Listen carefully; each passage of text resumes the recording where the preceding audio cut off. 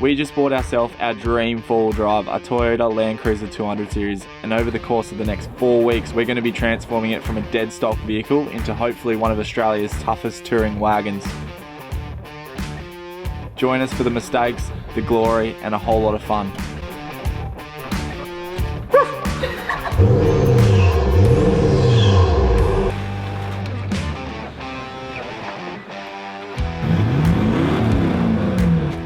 Far out, that looks insane.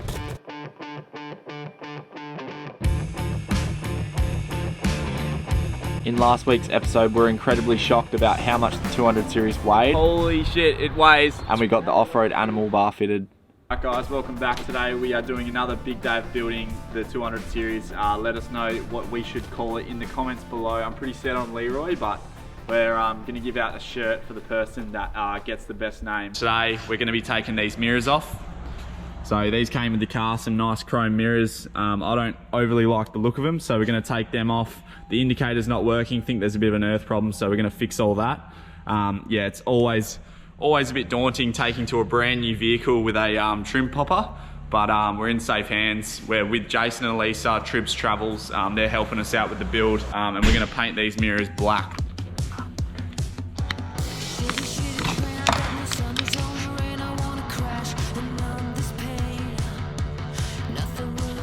Alright, so we need to pop these door cards now, and that is not fun because I'm always paranoid about breaking these little Toyota clips. You can't get them anywhere apart from Toyota, and they charge you an absolute mint. So we're using the right tools today. Lucky Jason's got a proper panel popping kit. We don't have to use the old butter knife, but yeah, it's never a fun feeling popping any panels on a brand new car, especially your new pride and joy. Can't believe we've got our dream car and I'm pulling it apart. So how does this bull bar look? I said it last week, but people obviously will watch this video and not last week's, but we got these mirrors off, these big chrome dongles on the side. They look like big wing nuts on the side of your car. It definitely looks out of place. So we've also noticed that the indicator light on the clear views wasn't working from the previous owner, and there's an earthing issue. So we're gonna solder up some wires to make it a good earth, and we should have indicators. Plus we're going to be painting them satin black, I believe, so that should be fun. But we got them on the workbench here, just crimping up some stuff. Jason's doing some absolutely shonky work, mate.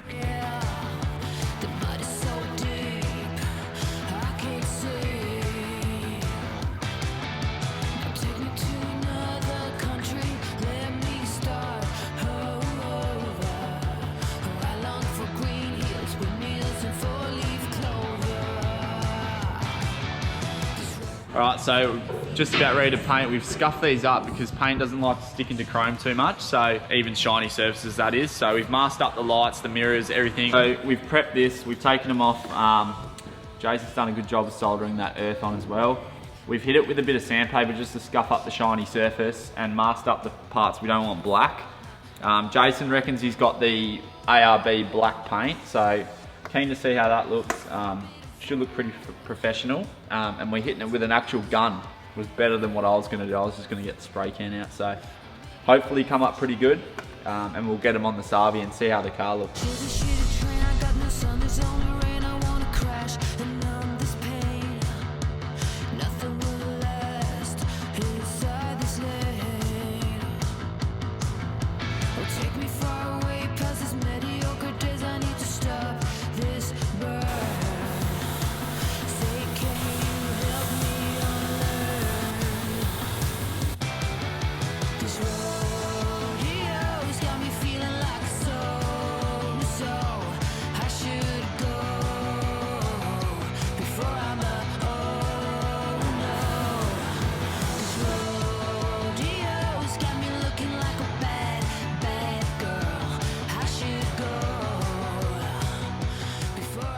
But it just reminds me, when I was on site, you never meet an unhappy painter, eh? I'll let you guys think about that. Their mirrors are gonna look sick. Alright, so the mirrors are drying. They should be on by the end of the day, hopefully in dry. But in the meantime, while I've got the door cards off, we've just sort of sussing out these weather shields that go on the windows. So Jason's had a good idea. He's done a few restos on like some old cars, and he reckons the way to get any badges off, like a Toyota badge, Nissan badge, Holden badge, is any badge to get this braid, and because braid's actually serrated, it's made up of other little threads, adhesive sort of stuff like on these weather shields. You just run it down it like that, and it actually cuts through it, and it's the easiest way to get them off. And it actually works a treat, so I thought I'd share that with you.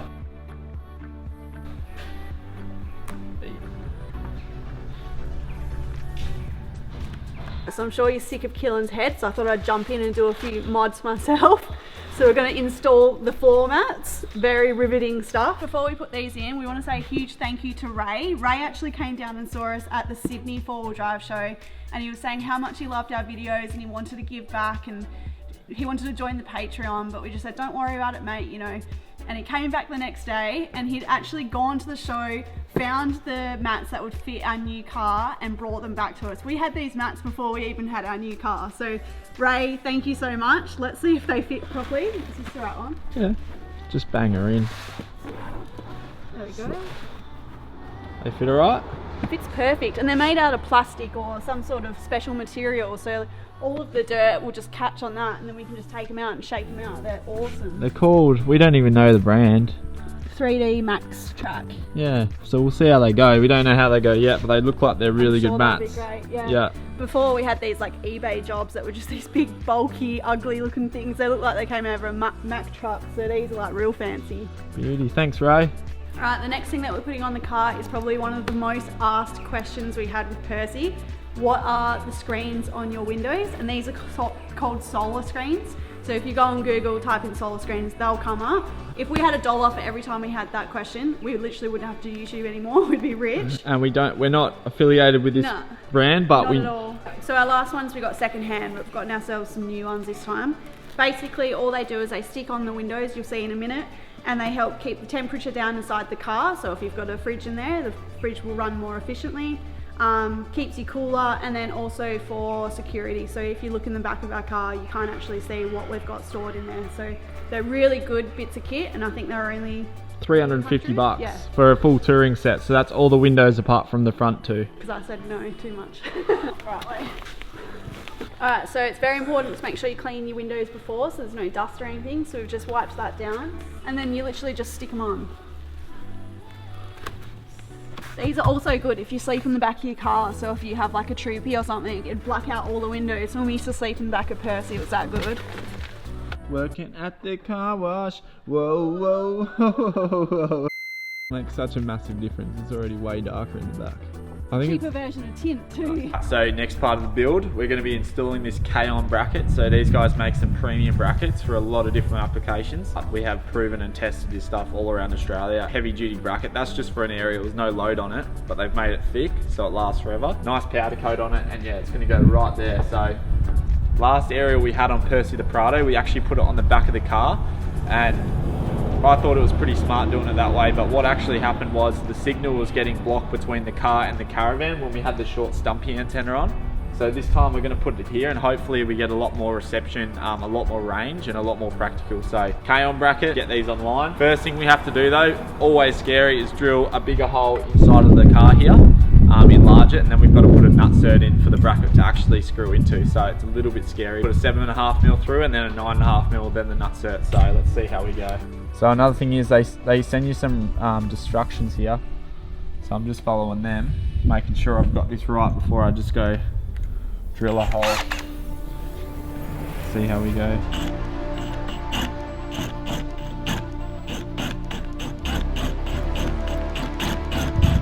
Right, now I'm going to put the 9.5mm through.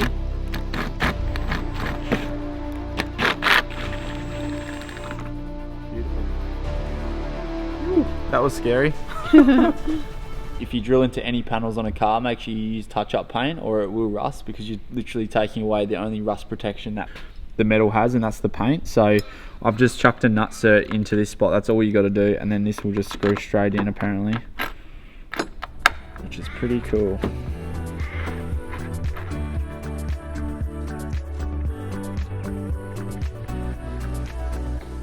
Time to mount the aerial. So I'm not too sure just yet how we're going to run this cable, but there's got to be a way. So that'll screw down there, and I'll show you what we like about this aerial. So we've run this all the way up Cape York, and we're getting way better reception than everyone else because of one reason.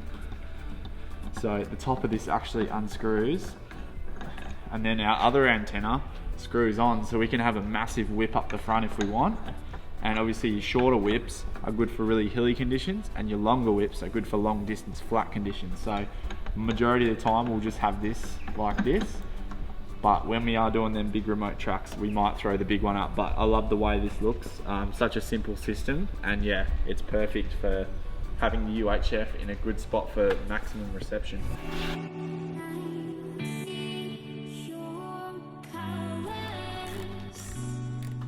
We've got the bracket on the K-on bracket. It was a bit of trickery to get the cable in, so we've actually hidden it really well, we think. So we're going to install the rest of that when we do the Oricom UHF, but pretty happy with that. Mirror's come up a treat. I've cracked my first ever Melbourne bitter. Never had one of these buggers, and there's a fair bit on today. She's bit how you going, so a few of these I'll be off my chops. Funny how you can spend a whole day doing stuff, filling a whole day on your car, and it doesn't even look like you've done much. We've got a few things achieved today. The episode's not over yet. Let's keep cracking on with some mods. Who drinks this shit? If you guys want a 15% off discount code for Oricom, use our code SKT15.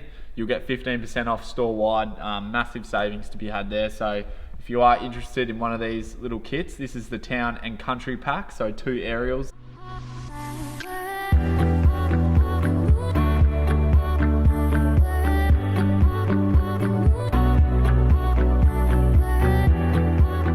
So we've got the mirrors back on. Come swing around the back tomorrow. We've actually got something, probably one of the biggest parts of the build plan, rims and tyres. So these rims here that I'm about to show you, I've probably wanted since I was a kid. Swing around here, Sarah.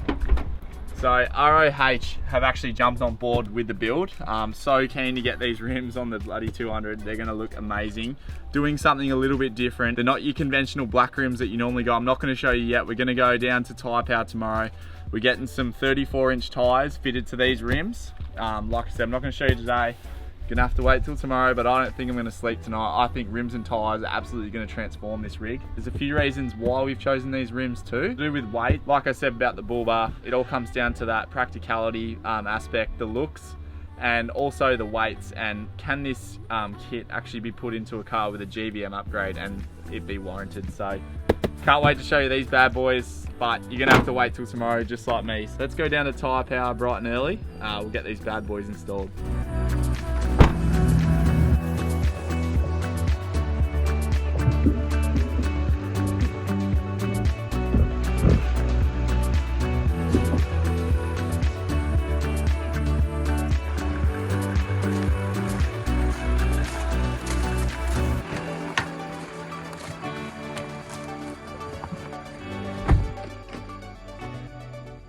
Good morning, legends. Today is the day the 200 series takes the massive transformation, which is rims and tyres. Arguably, this will make the car look the most different out of all the mods that we'll be doing to it. We cannot wait to get these ROH rims on the Cruiser. They've just brought out a new alloy range. We've gone with a rim that is slightly left of centre. It's to do with the colour of it. Everyone sort of puts fully black rims on their cars. We sort of try to do something a bit different. Taking a massive risk with this one. I have no idea how it's going to look. I've done the ROH simulator on their website, which is pretty cool. You can Photoshop rims onto cars. But yeah, I think it's going to look alright, but taking a massive risk. We're going to Tyre Power Pakenham, which is in Victoria. We're not sponsored by Tyre Power, but the reason we are using them guys is because when we had Percy the Prado, we had a few issues regarding alignment and the steering rack, so they actually fit us in. Yeah, the guy that runs it, Ben, he's an absolute cracker bloke, and yeah, he fit us in last minute, so I'm happy to give my business to a company like that. Very happy to be doing that. Today we're putting Maxxis razors on the car. We're not sponsored by Maxxis either. These tyres are going to cost us $500 a pop. And yeah, so it's going to be an expensive day. Just after that, we're going to go to Patrol Doctor and get a new airbox for the 200 series because they do have a legacy of dusting. So very excited about today because it's going to be a cracker. Yeah, we're going to go up in a few sizes too. So hopefully these rims look all right. Hopefully it all works out the way I think it will. You guys be the judge. Let us know in the comments below if you like what we've done with the car today. So very excited because I can't wipe the smile off my face, and I didn't get much sleep last night anticipating today. So let's get into Tyre Power and fit these rims and tyres.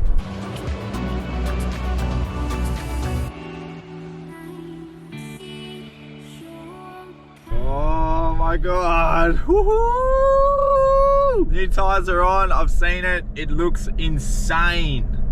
Such a massive difference. I cannot wait to show you this. I cannot believe it. I'm pinching myself. So I can't even explain it. I'm just frothing, eh? Like, I cannot wait to show you guys this. This is insane.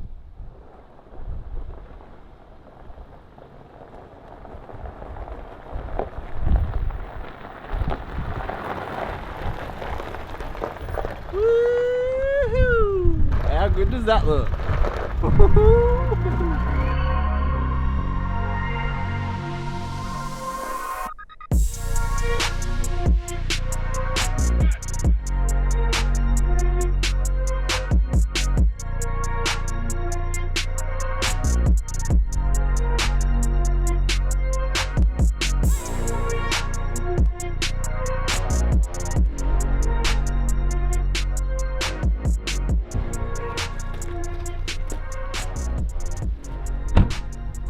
That makes such a massive difference. That is a dream come true. How good do these rims look? So we opted for the Assault rims. So these are part of ROH's newest part of their catalogue. And they've got the graphite centers, so you can get these in all black. We've gone with the graphite because I thought it was going to match the car, and I wasn't sure if it was going to work, but it looks amazing in my opinion. I think it looks epic. And we've coupled that with the Maxxis Razor MTs. Jason from Travels here, he swears by these tyres. And driving home on the road, they've got very little road noise for such an aggressive tyre. Part of the reason why we've gone with the ROH Assaults, they meet our GVM upgrade. So you can have a GVM upgrade, they're load rated. So you go on their website, every different offset has a load rating.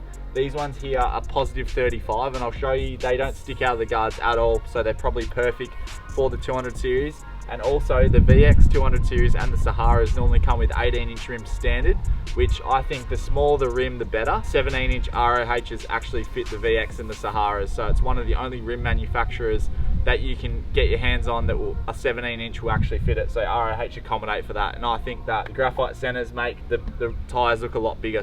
I just can't believe it. It's just insane how it looks. It's exactly what I imagined. Some of the other features of the rims, the ROH rims, like I touched on before, they are GVM compatible. These ones here with this offset, so positive 35, 17x9s.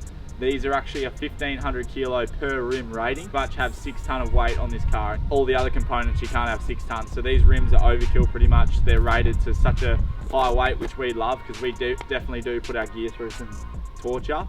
So another good thing is it's got a 3-year finish warranty, which is a long time, especially out in the outback. 3 years is a long time, and structurally it's a lifetime warranty. So I'm guessing if you crack one of these, you can bloody replace them, contact ROH. So structurally, lifetime warranty, which we love as well. So I reckon all in all, they look awesome. So that positive 35 is probably perfect for the 200 series, I'd say. More positive would probably rub on the upper control arms on this size. And obviously any more negative and you'd be outside the guards and illegal. So I think this is perfect, and the 34-inch couples with the car pretty nicely. It doesn't look unproportional. So I'm absolutely stoked with this. Let us know what you guys reckon in the comments. I reckon they look pretty sick though. Oh shit, that's so good. They're big. Sarah approved.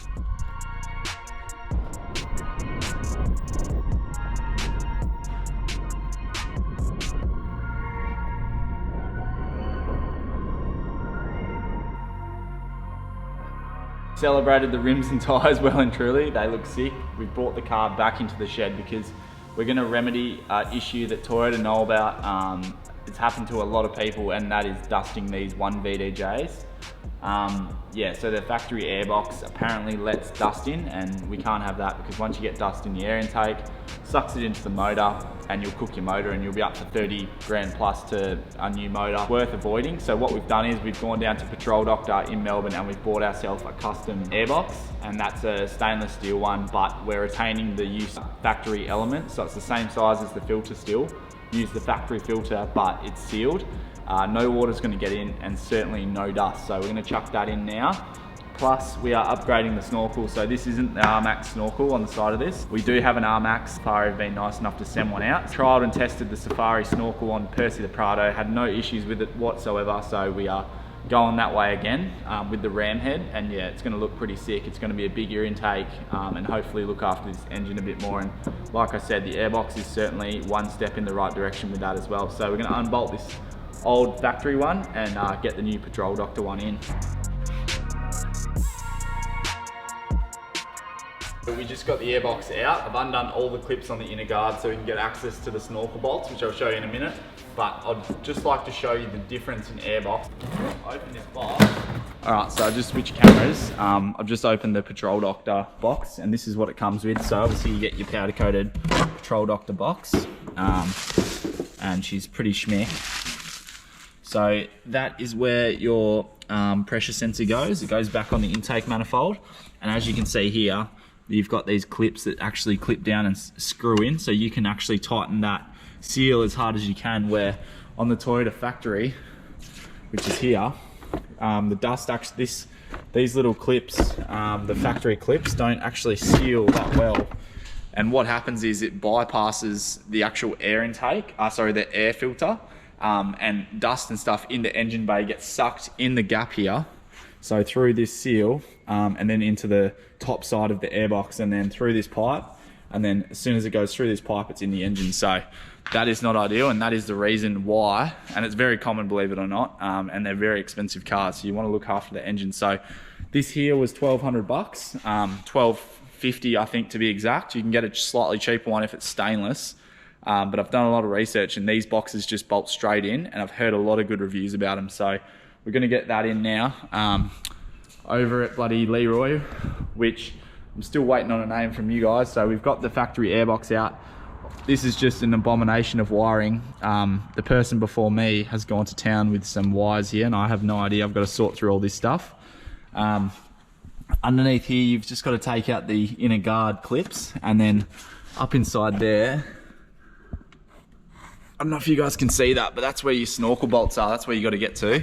And yeah, we're going to change that over to an R-Max. So we thought while we did the airbox, we might as well do the snorkel and make sure it's fully tightened. And funnily enough, we popped the engine bay and one of the bloody hose clamps wasn't on the airbox properly. So yeah, I'm lucky I checked it. That could have been a disaster.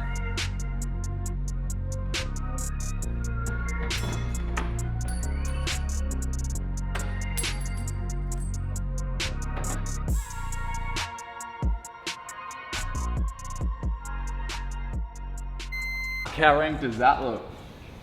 It's just like muddy crap. I'm going to clean that right up, I reckon, before we put the new one on. Luckily for enough, the pillars stay the same, and I'm hoping some of these bolts will stay the same as well. So it's pretty rank. I've just noticed something. Whoever cut these little holes just here out, they haven't put enough paint to actually protect where they've cut, and it's just starting the tiniest little bit of rust just on the rim of it. So I'm really glad I've pulled this off, because I can get that back, get the rust off, and then put a bit of paint on, and no harm, no foul. But if you leave something like that for an extended period of time, I guarantee you're going to get rust, and yeah, it's not a very good thing. So I'll get the new snorkel out. Alright, so the difference between the R-Max and the V-Spec, I've got the difference right here, and one's a lot more girthy. I know I like using that word on the channel. This one just here is the one that we took out of off the Cruiser, and then you can see how girthy the R-Max is. Oh, that was close. You're gonna be hooking up a big van, so cold air into the air intake, and obviously we're gonna be doing river crossings like we've been doing at Nolan's and all that sort of jazz. So we want clean and a lot of air if we can get it. So can't wait to get this on. It should look pretty staunch, I reckon.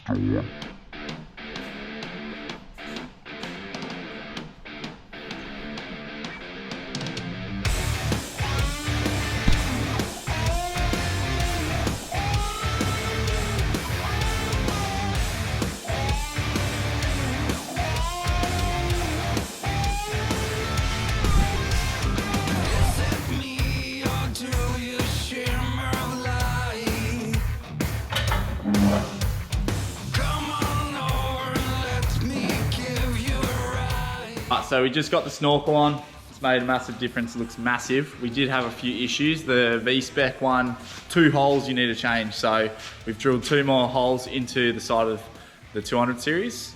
commonly known as Leroy almost. All right, so we pushed hard. It was a bit of a dog in the end, but we got it in. It looks pretty sick, I reckon. That's the Patrol Doctor airbox.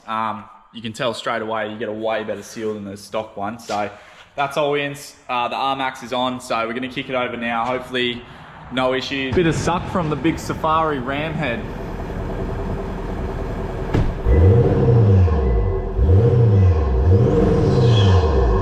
Oh, whistle. Go again.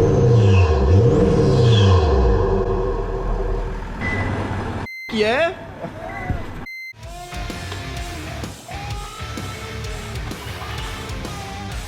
A bit of production.